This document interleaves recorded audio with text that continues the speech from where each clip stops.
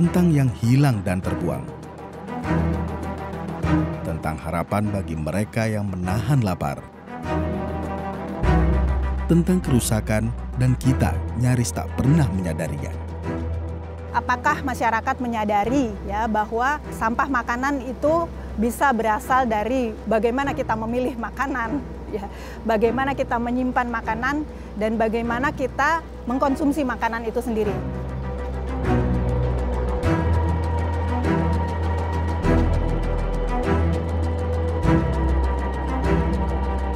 Intinya adalah Bung Karno bilang di sekitar kita itu banyak sekali makanan Indonesia ini kaya, lautnya, tanahnya gitu ya. Jadi harusnya nggak ada orang kelaparan. Karena alam ini bukan milik kita, tetapi alam ini hanya dititipkan kepada kita.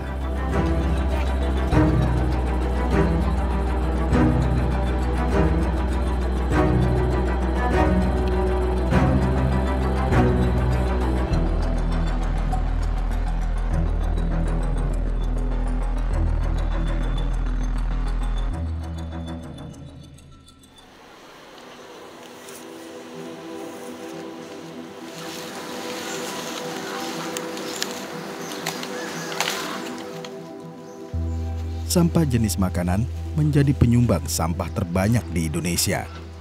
Berdasarkan data Sistem Informasi Pengelolaan Sampah Nasional Kementerian Lingkungan Hidup dan Kehutanan pada tahun 2023, sampah makanan mencapai 40% dari total sampah yang dihasilkan masyarakat di 111 kabupaten dan kota se-Indonesia. Kota-kota besar di Indonesia menjadi kontributor utama dalam hal timbulnya sampah makanan. Jakarta misalnya, menjadi kota nomor 1 di Indonesia penyumbang sampah makanan.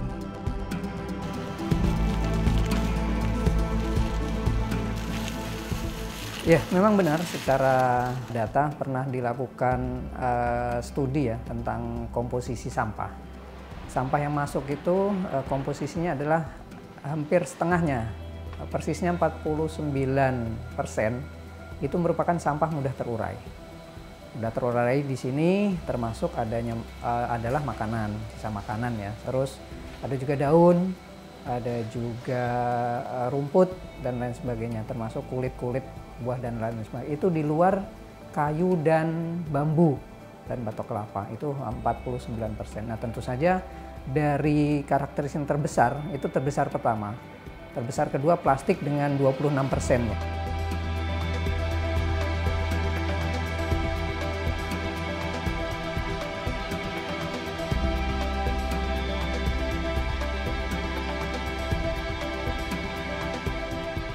Ya tentu saja pertama dari rumah tangga ya. Memang rumah tangga kecil, tapi kalau dikumpulkan kan tentu saja besar. Nah dari sektor usaha ini ada hotel ya, hotel yang convention biasanya. Convention yang dia menyelenggarakan acara. Kalau hotel yang hanya konsumsi tamunya saja mungkin nggak terlalu banyak. Tapi hotel yang convention banyak menghasilkan terutama habis acara, habis event apa gitu kan. Terus juga usaha-usaha jasa catering, usaha-usaha jasa organizing gitu kan yang dia punya hajatan kayak gitu kan, restoran-restoran itu juga kan penyumbang untuk sampah sisa makanan. Ada masuk di restoran yang mungkin ada di mall atau mungkin yang di luar mall itu juga bisa jadi penyumbang. Atau usaha-usaha yang UMKM ya, usaha kecil ya, atau usaha kecil yang dia di bidang makanan itu juga penyumbang untuk sampah yang tidak terkonsumsi menjadi sampah makanan jadinya ya.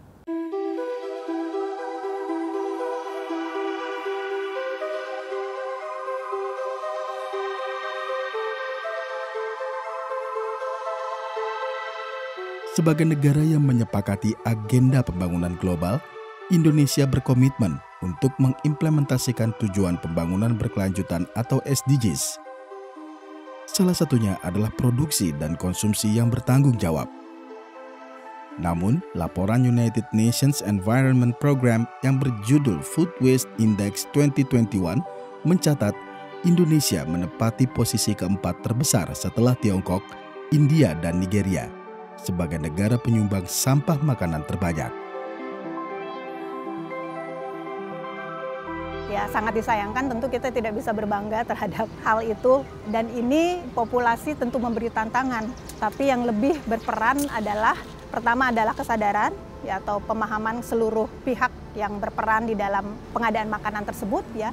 Kemudian pengelolaannya setelah makanan tersebut ada. Ya, jadi ini dikontribusi oleh banyak pihak ya, mulai dari produsen dan sampai kepada konsumen juga.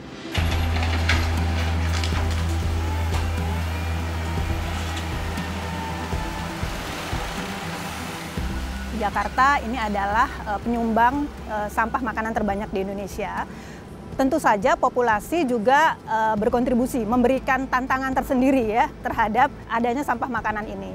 Tapi faktor utama adalah perilaku dari seluruh pelaku di dalam Jakarta itu sendiri. Mulai dari produsennya, kemudian juga pemerintahnya yang terlibat ya, sampai kepada konsumennya. Bagaimana konsumen misalnya menyadari bahwa perilaku mereka itu, perilaku kita sebagai konsumen itu bisa berkontribusi pada sampah makanan.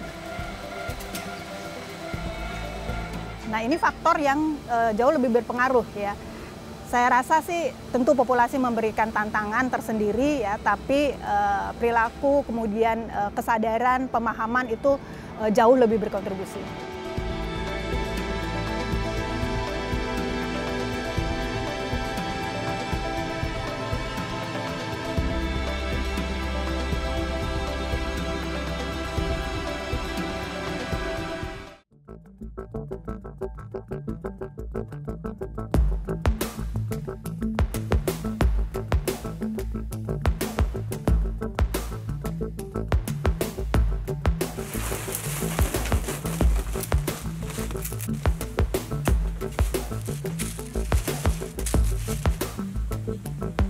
Dalam mata rantai sampah makanan dari produsen hingga konsumen, bahan makanan mengalami kehilangan yang disebut food loss dan food waste. Food loss adalah hilangnya sejumlah pangan pada tahapan produksi, sementara food waste adalah pangan yang dibuang pada tahap distribusi atau retail dan konsumsi.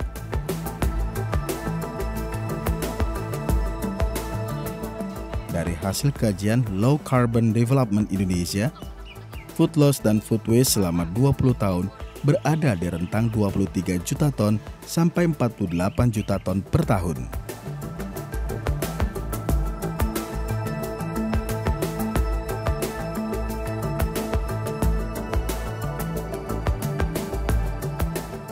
Kerugian ekonomi akibat food loss dan food waste selama 20 tahun terakhir setara dengan 4-5% produk domestik bruto Indonesia, yaitu sekitar 213-551 triliun rupiah per tahun. Jadi kalau dari data global sendiri itu kan sekitar 1,3 miliar ton terbuang setiap tahunnya sebagai food loss ya. Nah, itu artinya ya kurang lebih itu adalah sepertiga ya dari keseluruhan makanan yang terbuang di dalam rantai makanan tersebut. Nah, dalam hal ini yang sangat berperan adalah karena itu memang dari proses produksi sampai sebelum ia sampai ke retail bisa terjadi karena produksi maupun pasca produksi yang tidak baik ya, mutu yang dihasilkan tidak sesuai dengan kebutuhan atau tuntutan pasar sehingga itu tidak terjual. Kemudian bisa juga pada saat transportasi itu kemudian terbuang. Pada saat penyimpanan itu tidak baik ya, sehingga tidak bisa tersimpan lebih lama lagi. Memang ada faktor lainnya ya, misalnya makanan itu atau hasil produksi itu tiba-tiba saja tidak dapat diserap pasar. Ya, misalnya permintaan konsumen yang berubah atau preferensi konsumen yang berubah. Adanya misalnya produk-produk impor yang jauh lebih berkualitas atau lebih menarik dan kemudian harganya lebih rendah, menyebabkan misalnya produksi lokal kita pun kemudian tidak diserap pasar. Ini juga salah satu faktor.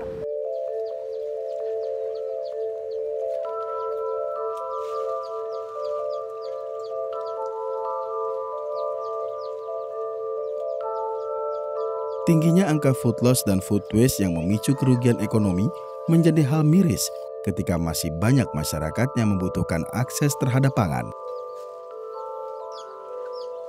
Setidaknya, menurut Asian Development Bank, di Indonesia ada sekitar 22 juta orang dilaporkan mengalami kelaparan dalam rentang tahun 2016 sampai 2018.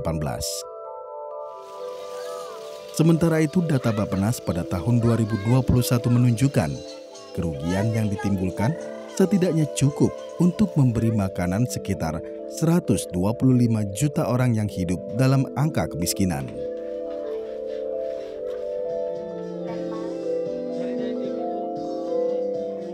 Secara statistik, Jakarta menjadi penyumbang sampah makanan terbesar. Itu memang mesti dilihat lagi ya, apakah kota-kota lain itu tidak bermasalah atau tidak punya angka yang valid gitu ya. Tapi sebagai gambaran aja, secara persentase barangkali juga di tempat lain punya persoalan yang sama.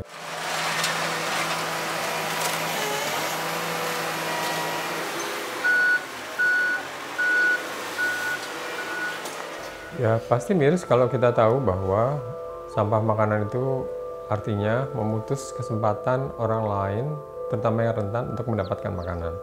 Sementara masih banyak orang yang tidak punya akses terhadap makanan. Artinya kalau itu kita bisa hentikan, kemudian kita berikan kepada orang di sekeliling kita yang membutuhkan, artinya tidak ada orang miskin gitu. Ini kalau secara statistik generalnya gitu.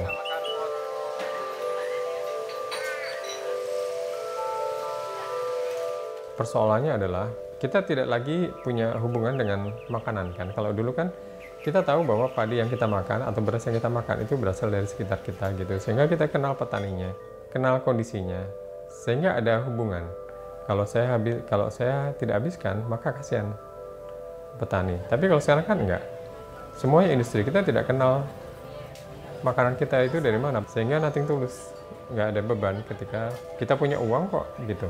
Saya mau beli 10, saya makan 2 atau 3, apa persoalannya gitu. Jadi nggak ada hubungan lagi gitu. Nah itu yang terjadi karena industri tadi.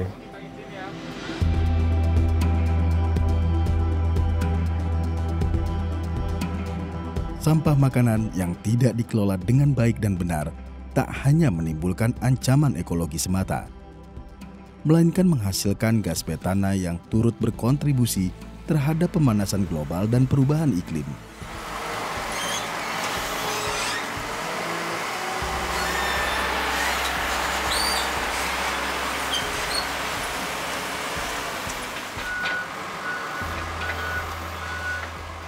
Low Carbon Development Indonesia mencatat total potensi dampak pemanasan global yang dihasilkan dari food loss dan food waste di Indonesia selama 20 tahun terakhir antara tahun 2000 hingga 2019 diestimasi mencapai 1.703 metrik ton. Selain itu, gas buang hasil pembusukan di tempat pemrosesan akhir sampah di kota-kota besar seperti Jakarta turut memicu amuk api yang sekaligus membuka mata betapa sampah perkotaan menumpuk tinggi begitu saja di lokasi pembuangan akhir. Jadi sampah makanan ini memberikan dampak lingkungan yang sangat besar. Gas metana yang dihasilkan dari sampah makanan ini sebetulnya 21 kali lebih berbahaya dari CO2 yang selama ini kita kenalkan CO2. Ya, nah sementara gas metana ini sebetulnya jauh lebih berbahaya. Ya, dan di dalam data UNEP itu juga menunjukkan bahwa sampah makanan ini berkontribusi 8% terhadap adanya greenhouse gas atau gas rumah kaca. Jadi kontribusinya sendiri itu sangat besar dari sampah makanan, yang sayangnya juga sampah makanan ini melibatkan banyak sekali pihak, mulai dari produsen sampai konsumen. Ya, jadi tantangannya juga memang sangat besar di dalam pengelolaan sampah makanan ini.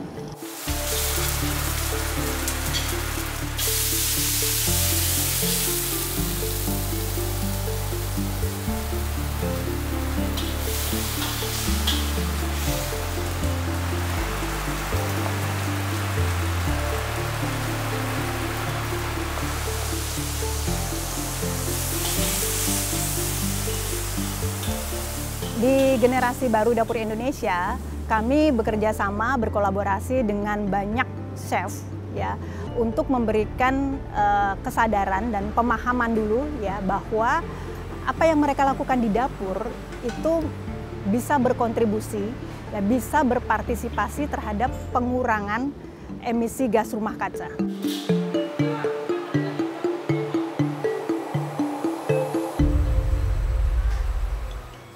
Kali ini saya akan masak karena tema kita tentang food waste ya.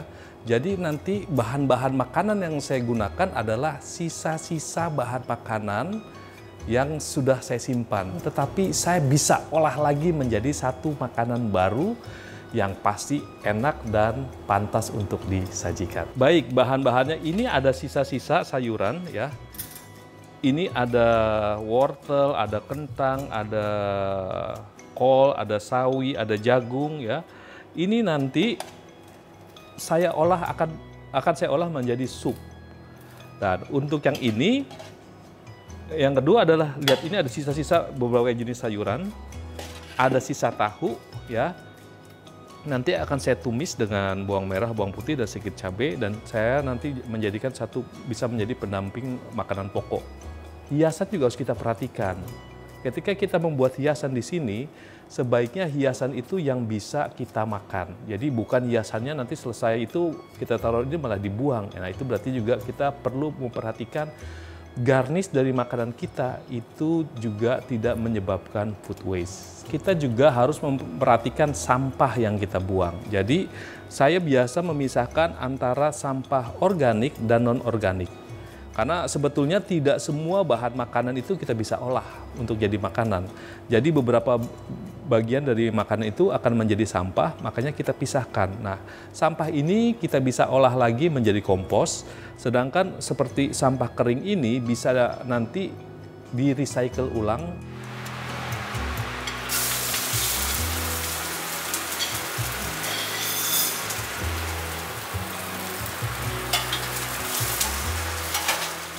Sebagai bagian hulu dalam rantai sampah makanan, koki memiliki peranan yang sangat penting untuk memproduksi makanan yang terbuang. Perspektif industri restoran tentang makanan harus bergeser.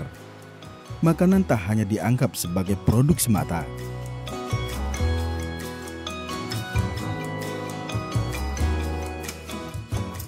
Perlunya kesadaran kolektif untuk menyadari betapa susahnya menanam.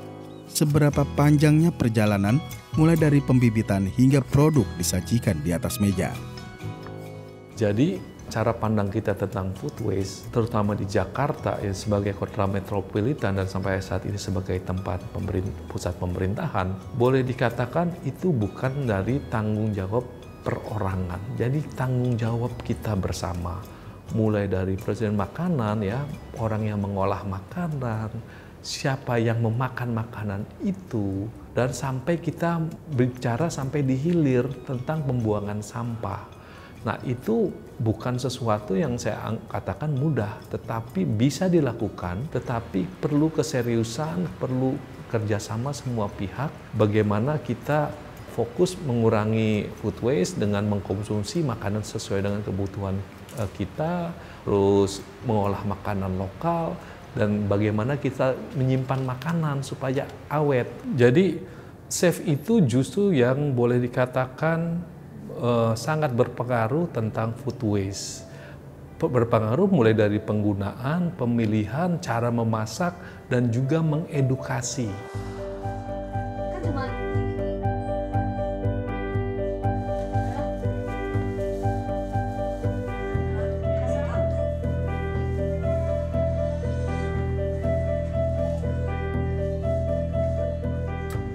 Sementara itu, masyarakat terus berupaya mengatasi persoalan sampah makanan di tengah semakin minimnya kapasitas TPA Bantar Gebang. Seperti halnya yang dilakukan oleh salah satu organisasi sosial nirlaba yang misinya memerangi kelaparan dalam masyarakat prasejahtera, Food Bank of Indonesia. Food Bank of Indonesia bekerja sama dengan berbagai retail yang nantinya akan diolah dan dibagikan kepada masyarakat prasejahtera. Tujuannya agar makanan yang tidak terjual tidak berakhir sebagai sampah makanan. Jadi persoalan ini tidak bisa diselesaikan oleh hanya 1-2 orang atau 1-2 kelompok saja, tapi kita mesti sama-sama menyelesaikannya. Kami berkampanye melalui program Dapur Sosial VOI sebenarnya, DPF, Dapur Pangan VOI. Temanya adalah Dapur Mustika Rasa. Mustika Rasa sendiri itu artinya rasa yang ultimate atau rasa yang paling enak. Nah, program dapur kita itu mendorong para ibu untuk kembali mau mengolah makanan, mengumpulkan makanan dan kemudian meramu, kemudian mengolahnya dan menyajikan, gitu. Artinya memasak gitu ya. Dan bahwa memasak itu adalah satu kegiatan yang mulia dan menyenangkan. Mulia karena dia serving untuk keluarga, kan? Untuk anak-anak, untuk masa depan. Kalau anak-anaknya tumbuh dengan baik, maka kemiskinan bisa dihentikan di masa depan, misalnya begitu. Yang lainnya kami punya program, ada Sayap dari Ibu, itu membantu para ibu hamil dan menyusui untuk mempunyai akses terhadap makanan yang baik sehingga bisa memberikan makanan bagi bayi yang dikandung atau yang melalui susu, air susu ibu.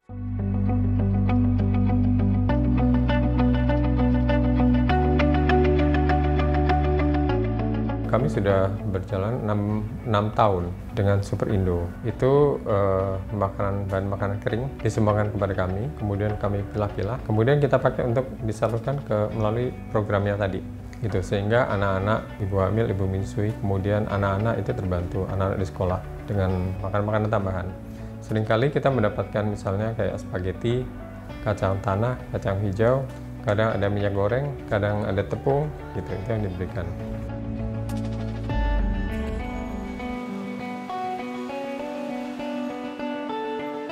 Setiap makanan yang terbuang pula sumber daya untuk menghasilkan makanan tersebut.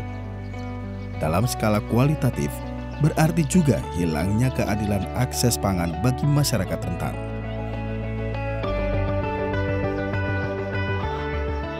Bersyukur banget dalam 2 tahun ini negara mempunyai Badan Pangan Nasional, itu sebenarnya food bank dalam skala negara, gitu, yang mengkampanyekan untuk habiskan atau berbagilah, gitu, artinya tidak ada yang mubazir.